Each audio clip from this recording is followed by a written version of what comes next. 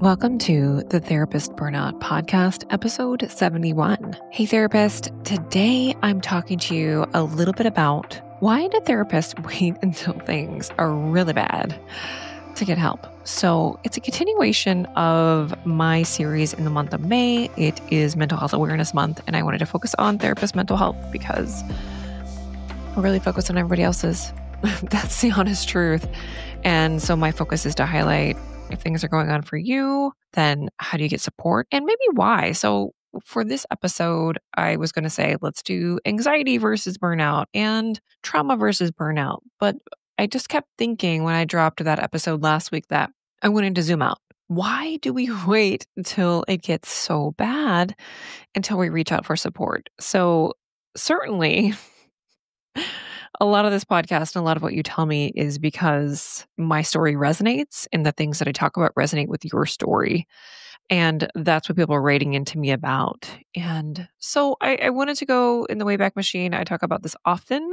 I think I keep hearing more and more other therapists who either started their practice in the pandemic or they experienced an extreme bout of burnout in the pandemic and then subsequently had their own mental health symptoms. So I knew in the pandemic that I was experiencing a high level of stress. I think all of us were, but I don't think the first time I noticed it actually was in the fall of 2020. So my kids were not in school. I had a kindergartner in March of 2020 and a preschooler. So they were, Wayback Machine. They were 5 and maybe 6 and 4, 6 and 4, let's say 6 and 4. And there was no school. I was trying to figure out how to run a practice online, which I had never done before. And we had no childcare. I remember just waiting to hear what the school was going to do for the fall so that hopefully I would have childcare. And it really wasn't to work. It was just to kind of get back to normalcy, honestly. And, I think a lot of people had it rough in the pandemic. We all struggled. People who were alone had it hard. People who had young children had it difficult. People who had teenagers. I work in high school, so I'm seeing those pandemic children who are graduating now. So there's been a few of them that I'm sitting on IEP teams with. IEP, that's an individualized educational plan. If you are not in the US, that's what we do for special education students. And a lot of students came into special ed during the middle school years when they were during the pandemic. So a lot of us had it rough, but therapists, we had it rough. We had it pretty rough.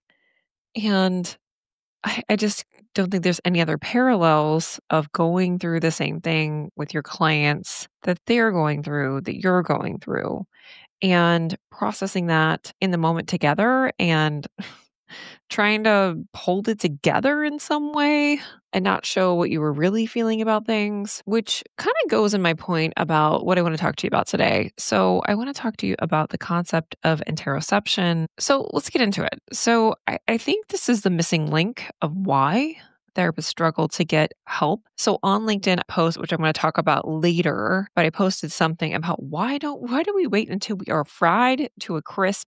People are right into me saying like, I am crispy, like burnt to a crisp, crispy, like burnt ass chicken tender crispy. I'm like, I get it. And I think this concept of interoception, which I don't think I'd heard it phrased this way until I heard Kate Donovan talk about it, of being aware of your own body cues. I've heard it talked about in different ways. I heard of neuroception. So Stephen Porges talks about the concept of neuroception with people who experience trauma, that they are scanning for danger or they're in sympathetic dominance. But interoception is talking about our own awareness of our internal body cues, like our own heart rate, fatigue, tension, thirst, needing to use the restroom, things like that. And I'm laughing because I'm remembering my son had a fifth grade band concert this past week. It wasn't during the part of his band concert. There's also a chorus concert. And so I'm watching the kids sing. And all of a sudden, the student comes down and they have to use the bathroom. And they just come down, and the teacher's like conducting. And they're like, I need to go off the stage. And she's just like pointing, go, you can go to the bathroom. And I think as an adult, we can't fathom if we were like in a performance or we're doing something like that, like going to the bathroom because our body's telling us, go to the freaking bathroom. We're going to pee our pants. And I get children may not have as much bladder control as adults and all of that, but kids still have this ability, most of them, unless there's some kind of issue, right? Where they may not sense it. I worked with people with brain injuries for a very long time. And I still work with people who, have some neurodevelopmental conditions that may mean they aren't aware of their body signals. So, thinking about interoception, our own awareness of body cues, I wanted to dive into the research. What do therapists struggle with this?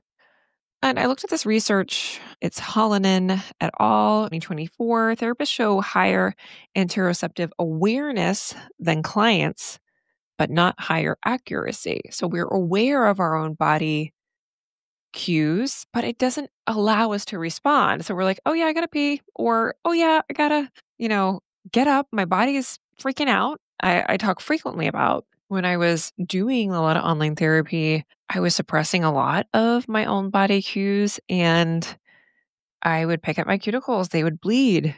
And I was just like, oh, I didn't realize it until after the session or after what was going on that that was happening. Therapists may notice the signals, but override them constantly due to what we're being asked to do in the work. And I just think of the work that I've done over the years. When you're sitting with the pain of people, with some clients, I felt like, oh my gosh, I need to use the bathroom. Can I get up? Some clients, they would just keep talking and not be aware of me in the room as much. Or it felt like I didn't have permission to do that, or all the things. And with other clients, I would, like, if I had to use the bathroom, I tried to do it between sessions, of course. But some of them, I'd be like, oh my gosh, I gotta use the restroom. I'm gonna get up and go do that. Or model, I'm gonna drink some water. I never really ate in session with clients just because that feels weird. I've heard people do that, but yeah, just not not something that I chose to do as a therapist. Nothing wrong with that. I think it would be good modeling. Like, I'm hungry, I'm going to eat something. So, why do we miss the signs? So, Obal 2023 states that interoception is not linked to years of experience. Therapists with higher interoceptive awareness had better emotional regulation and less burnout, likely because they did what their body needed them to do. And again, so more research. So Duquette 2017, therapists can attune to others but struggle to track their own distress. So we can notice the distress in other people, but not notice our distress as readily. So going over to a LinkedIn roundup, I asked the question and I posted this post on LinkedIn. If you're not over there, I am Dr. Jen Blanchett with two T's and an E. Sadi LP. That's me. I'm rhyming. I'm not trying to rap on the podcast at the present moment, but it was feeling some type of way right there. All right. So my post. Sometimes we don't catch burnout early. And I say it like that because some of the posts I see out there are like, before you burn out, make sure, you're watching your schedule and having good boundaries and blah, blah, blah, blah, blah. And we can do all those things and still burn out. Burnout is not an individual problem, it's systemic. I will preach that until I don't have this platform. So I say we ignore the signs until it's too late. We're not burning out, we're burnt, torched, fried to a crisp. That was definitely me. The irony, I wrote a whole dissertation on compassion fatigue. I did do that. I haven't talked about that much on the podcast, and let's just go a little segue while I'm reading you this post. But I remember being very interested in trauma work from the early stages of my career. So I worked and had my first episode of burnout as a foster care caseworker.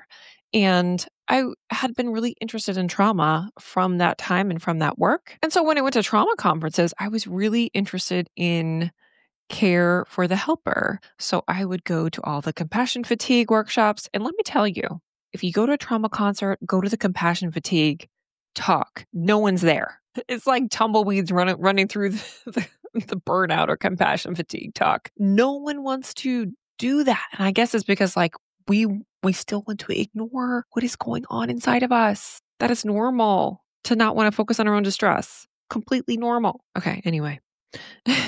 So I knew the signs. I was even in therapy. My body was sending signals that I didn't listen to until panic attacks started. I mean, I knew my body was telling me things before that started. I mean, there were definite signs, and it was just like the pressure release that my body did. It was saying, actually, we're taking you out now. We're trained to check in with ourselves to say, I remember that in my training, my supervisor's checking with me. How are things going on for you personally? And, sometimes I think I would share some things, but it was always kind of couched in a way that I felt like I needed to protect myself. I couldn't really open up all the way to my clinical supervisor. And while I did personal therapy as well, I don't think I knew how much I really needed when I got into the depth of my career. And also, I didn't have as much support as I had then. I didn't have the ongoing supervision, ongoing training, ongoing peer support that we forget about, that we have in our training that we don't have as independently licensed clinicians. But the implicit message, keep going, hold more, be the steady one, don't crack. You can handle it. Be there for the client. So I wanted to read you some of these LinkedIn responses that people answered the question, why do we push so hard until there's nothing left? And one person said, definitely the implicit message you wrote. We tell ourselves we need to be able to handle it. And honestly, we just have to keep going. Our jobs either pay poorly or we're self employed. Very few therapy jobs have enough of a safety net in terms of benefits or salary to allow us to slow down and take care of ourselves. And they said, unless perhaps we have partners or others to pick up the slack. And that was true for me. I do have a partner. I do have privilege where when I was in school, my parents supported me. Honestly, I think a lot of us would stop a lot sooner, but we know we can't. So we gaslight ourselves until it's severe. Another person said, there are these moments where you have a sense that you're not quite okay, where you feel the overwhelm, where you are not quite sure you can fit another patient's story in your head, but you need to work. You need to keep accruing hours towards licensure. You need to pay bills. You can't stop because it would mean giving up years of education and training, student loans requiring payment, and going backward is certainly not an option. And I responded back to that comment and I said, I told myself so many times in the process of getting licensed and getting through my doctoral degree and training and internship and blah, blah, blah, all the things, I can do anything for a year. And I did that, and I got the degree and jumped through all the hoops, and I'm proud of that. I'm proud that I was able to do that. I am proud of my training, and I think a lot of us would say, "Would we do that again? Would we had to do it over again?"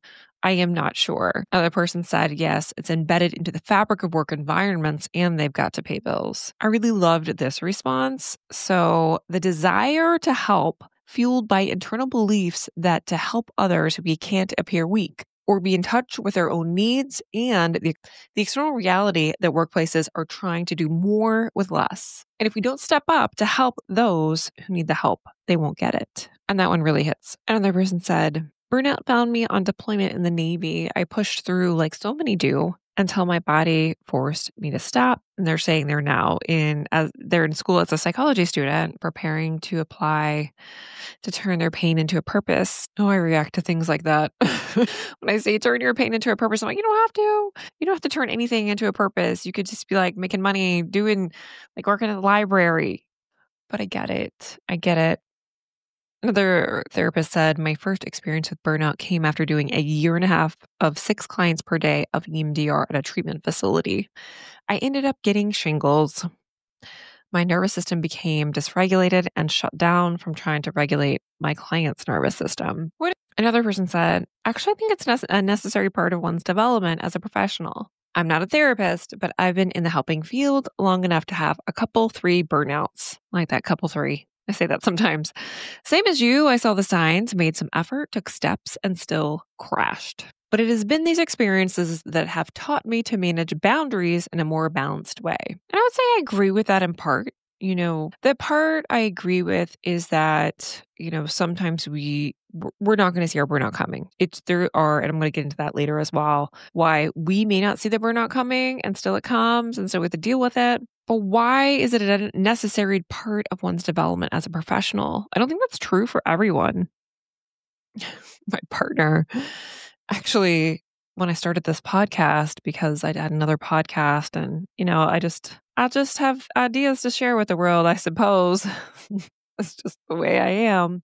He was like, is there enough to talk about on burnout on a podcast? And yes, almost 2 years later, I'm still talking about burnout, therapist burnout specifically. And there's plenty to talk about. I have not run out of ideas at all by any stretch of the imagination. But I say that because he, I don't think, has ever burned out of anything because I think he probably is more resilient in some ways than I am. I wouldn't say that. So I wouldn't say he's not resilient, but I would say socialization of men is different than women. He also just naturally works at a human pace. So I always say, you have one speed.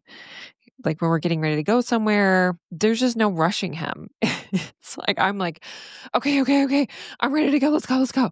When I'm the one who's running late, but when he's the one that's running late, it's like we are walking at a normal pace. And while I can be annoyed by that sometimes, it's also something that I think impacts his ability to be able to work at a normal human pace, which is one of my mantras. Jen, work at a normal human pace, because that is not a great skill that I have. Yeah, I would say I'm learning, but I struggle still. I struggle still with that. Okay. So that's your LinkedIn roundup. If you're not there, I'd love to hear your input as well about just what you're thinking about on different topics that I post on. While we may have increased awareness, increased interoception as therapists, it doesn't create a situation where we act on it.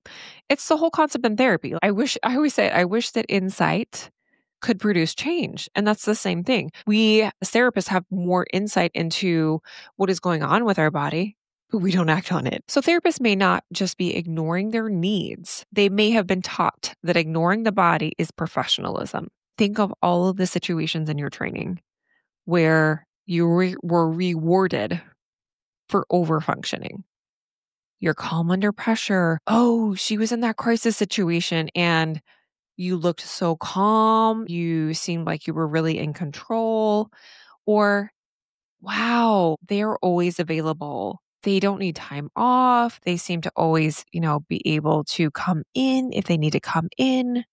And that doesn't just apply for therapists, that applies to many fields. I think if we think through all of those implicit messages that come in about us overfunctioning, and then the asks of productivity that come upon us when we worked in agency roles or in I've never worked for a tech company, but if you've worked for a tech company that has productivity requirements, I worked in an agency where I had productivity requirements. I didn't stay very long, but that was my journey into entrepreneurship, which I have been an entrepreneur now for 12, 13 years, something like that. So some of these subtle internalized beliefs are that the client always comes first. And while we are a fiduciary, I believe in so many ways we have to be that as our ethical imperative that we make sure that we are really thinking about the client's needs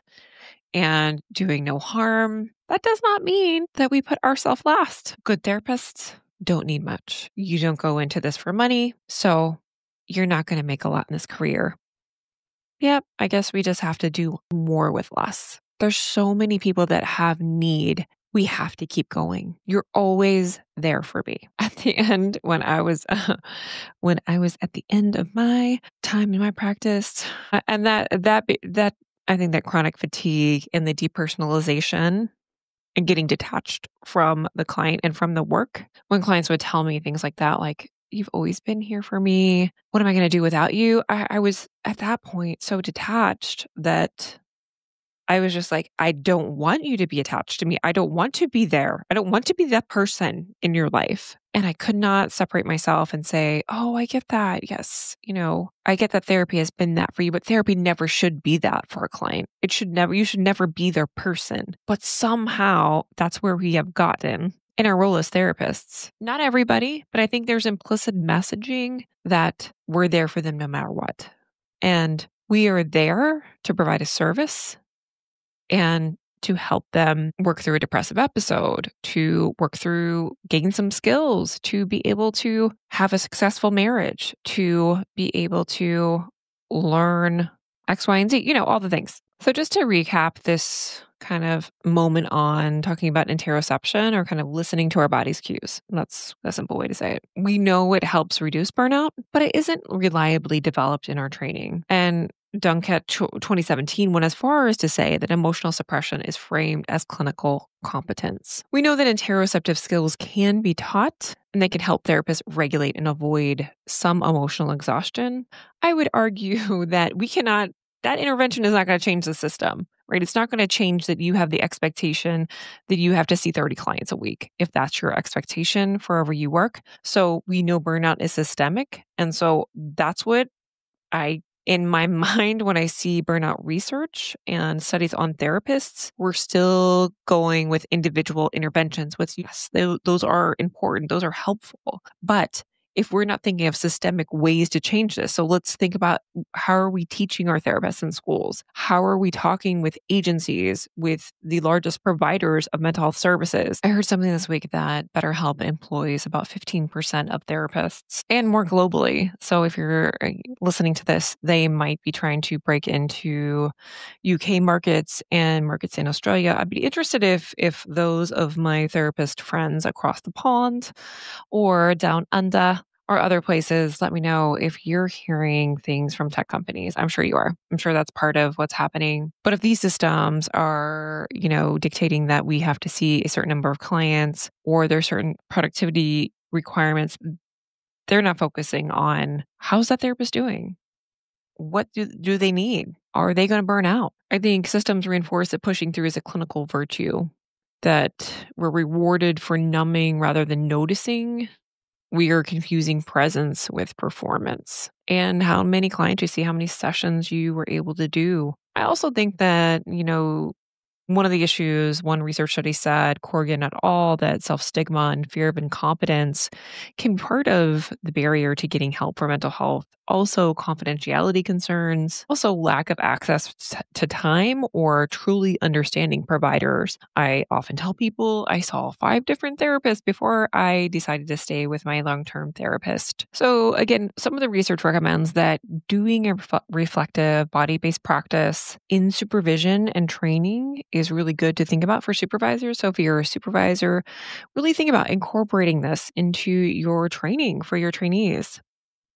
Due to the work, we are likely not going to be great at this. So we have to develop the skill. So using some yoga-based therapies, somatic experiencing therapies can be helpful to start to notice what our internal experience of us in session is, and just practical ideas. So, in EMDR, I was an EMDR clinician when I was doing a body scan, just seeing like, where am I holding this? What am I noticing? Journaling some of the somatic signals that you're struggling with, and also like the simplest things. So thinking of what are the simplest ways that I can attend to my body's needs today? Can I start to think about bringing like nutritious food to work? Can I like focus on bringing myself lunch, eating my lunch, drinking water, peeing when I need to pee? So I think of like sometimes our body's giving us these whispers like you're hungry, you're thirsty, you need to pee, you have these needs. And the more that we nurture that relationship to our body, the more our body responds in safety. So the more it feels safe. Otherwise, if we're staying in fight or flight constantly, our body is going to continue to hold. You likely know this. I knew all of this, and still I pushed myself to the point where I didn't have a choice anymore. So I just want to reframe. When a therapist is struggling with their own mental health or with end stage burnout, I think a lot of us can get to the point where I was in panic. I was like, what is this? I was Googling therapist burnout. What are the symptoms of it? Was Googling when I was in deep depression. What is this? What am I experiencing? Because it was unlike anything that I'd ever experienced. And I think we tend to personalize and say, what are the reasons? Like, and how am I not taking care of myself? And sure, yes, you need to take care of yourself. You need to get more sleep. You need friendships. You need to do probably some yoga or some other stuff of self care, of a self care nature.